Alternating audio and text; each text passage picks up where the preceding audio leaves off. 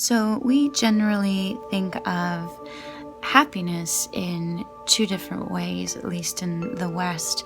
One being hedonism, which means to avoid pain and in any way possible and get as much pleasure as we can. So, ultimately, that means running away from pain towards pleasure because it makes us feel good. And that is pretty awesome, isn't it? Pleasure.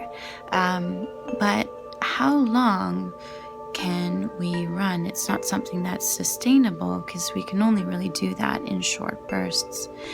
The other way to think of happiness is eudaimonia, which means obtaining sort of those bigger life goals that we have, like the job or the family or the status of some kind.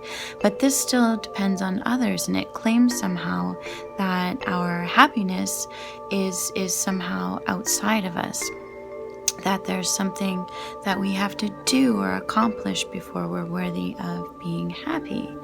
But there is a third way to think about this.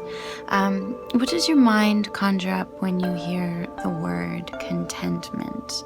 I think for many it might be complacency, being complacent, or being apathetic. But what it really means is the contents of something, right?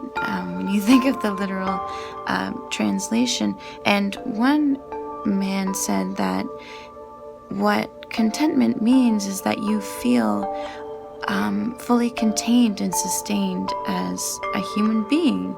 Do you feel that, or do you feel fragmented? Do you feel like you're a piece of a greater whole, or do you feel like you are that whole? Because contentment is the whole. It is a perception of completeness.